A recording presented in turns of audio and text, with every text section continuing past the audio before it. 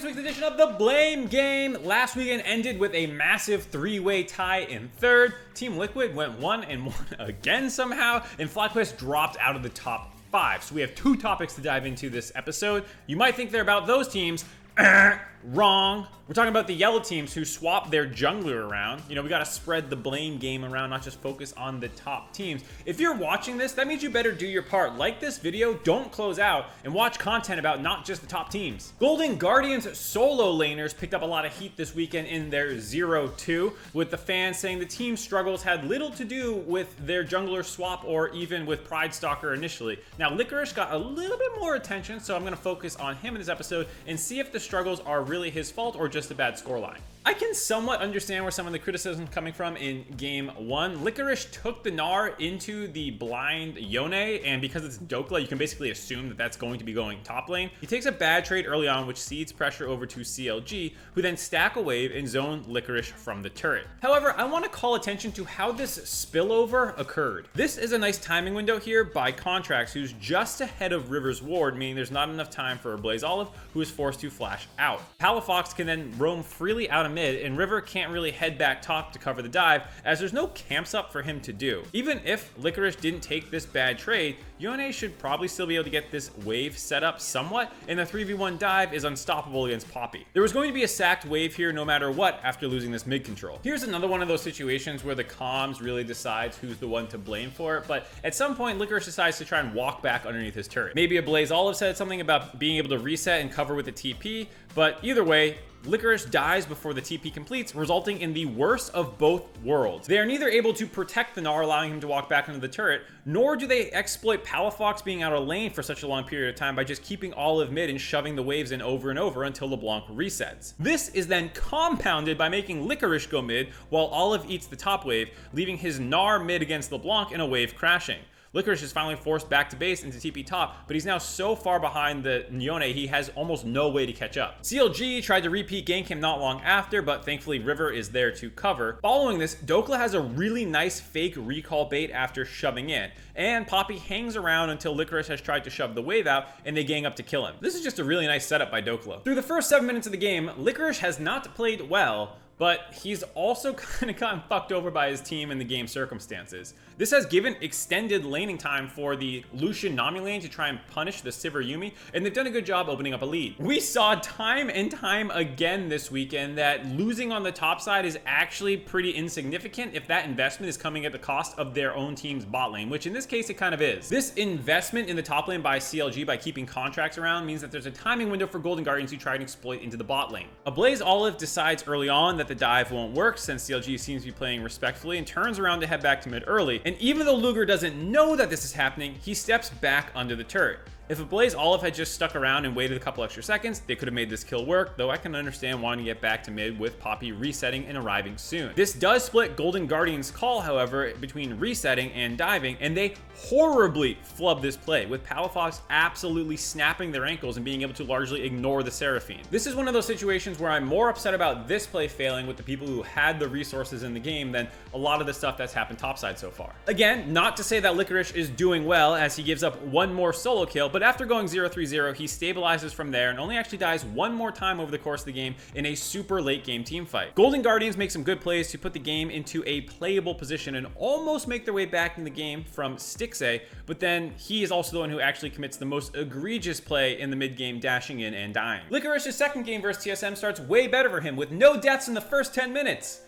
Almost. Golden Guardians win a Rift Herald fight, and Licorice assumes he is safe farming near his turret, but a really slick angle by Chime allows TSM to slip between the vision of Golden Guardians and bait Licorice into thinking that this is just a weird trade by Solo. Technically, every outplay is also a misplay, but sometimes you just gotta tip your cap to your opponent for making a good macro play. Licorice's second death comes off a really weird gank attempt by River. Mid has no prio, and Azir Bard are already moving up through the jungle. They could just wait for Solo to lose his Mega Gnar, but maybe they feel pressured from the roam and they decide to go in right before it times out. They don't get a wall stun, the Poppy ult doesn't come out before the Gnar ult, and they get double wall stun and killed. Again, maybe Licorice was the one hard calling for this gank, but at least from the way River played it, it was kind of bad. River's Poppy play was... yeah. Think no heal, they're into it. X done into 6, say do they go for more? The health bar is too low. They decide, you know what?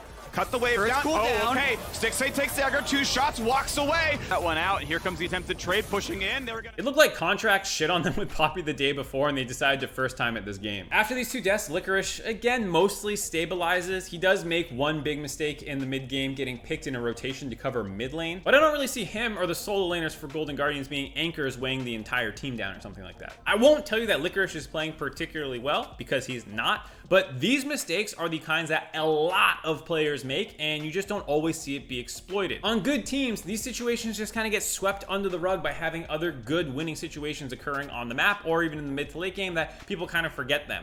On losing teams, they compile and stack up, and each one has a negative compounding effect on the other. Hell, I mean, Fudge, Bwipo, and Impact, you could argue, had individually worse games than any of these, and all 3 of them won those games. I agree with fans that Licorice should be playing better, but a lot of these scorelines are made to look more egregious because of team spillover. The second topic this week comes to us from River's former team in Dignitas. After a pretty pitiful 0-2, fans are frustrated at the org for getting rid of their franchise player in River. They claim the org is a bottom feeder who's just holding onto their spot until they can sell it for money later. Now, do fans have a really good reason to be outraged at Dignitas? First off, I have no idea where this River was Dignitas' franchise player idea came from.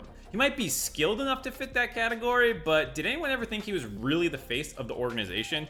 Did anyone ever seem to think that he felt like Dignitas was his family or anything like that? Do people think that he was just gonna stay with the org because he was under contract for more years?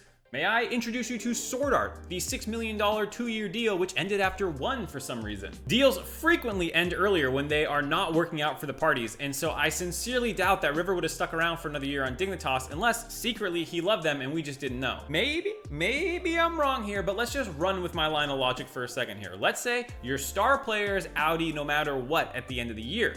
You're currently last place with him anyways, and things look doomed. You have some academy pieces that could work out, so what do?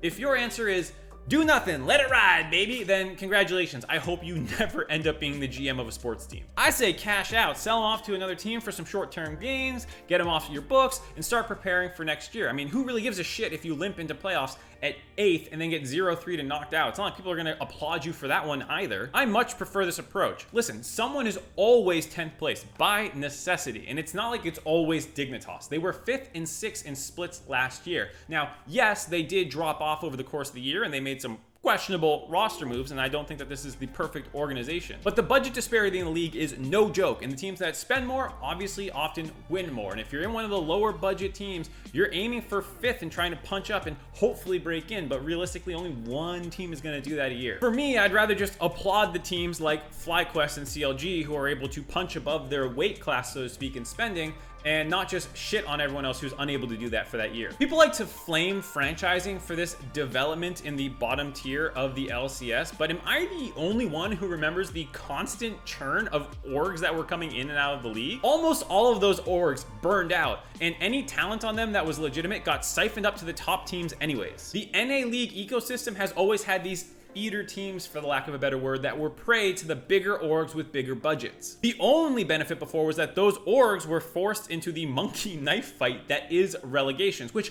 I will not deny is a short-term, more compelling viewer experience than just not making playoffs. I can see that is much more skin in the game for a compelling narrative right out the gate. But in theory, the trade-off is in the long term, that these orgs, by being more stable, are able to spend more time actually developing and investing and growing players as opposed to always being in win now mode. I think the other thing that people have completely forgotten about relegation in the years leading up to franchising is that all the best teams were just stacked with veterans and imports anyways. There was no talent development on those rosters, really. You watch players like Gilius and and shit playing on these challenger orgs that, even if they won, usually got sold off and flipped to investors anyways. Again, that win now philosophy is in the short term higher stakes, but there was a long-term health benefit in theory that should be in place with franchising. My point with this is not that you as a viewer can't have preferred relegations as a viewing experience. Fair enough if you do. My only thing is take off the rose-tinted glasses and stop pretending like franchising ruined that. It was never a good ecosystem to begin with for development center for the scene, really. My other point is I don't really blame Dignitas for flipping River and punting the year when they weren't going to make any noise anyways. That's gonna do it for this episode of the Black Guy. Thank you all so much for watching. We are sprinting it down towards the end of the season. There's only 2 weekends left, 5 more games to play. Week 8 is a super week, so make sure you tune in because, like I said, the top of the table is super close together. It really does feel like anything can happen this time around, so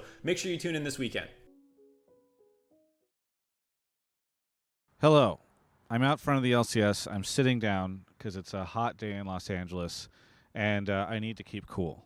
And you know what else needs to be cool? Your computer, which is why you should check out Alienware, because they've got some of the best cooling tech in the biz for both desktops and notebooks, so that your computer can stay cool while you're staying cool by having an Alienware, which is also cool, and watching this content that is also cool. And do you ever just say words so often, so many times that it starts to lose, there's like a significance. It's like starts to sound weird in your mouth, and like there's a word for that. And anyway, there's a link in the description below.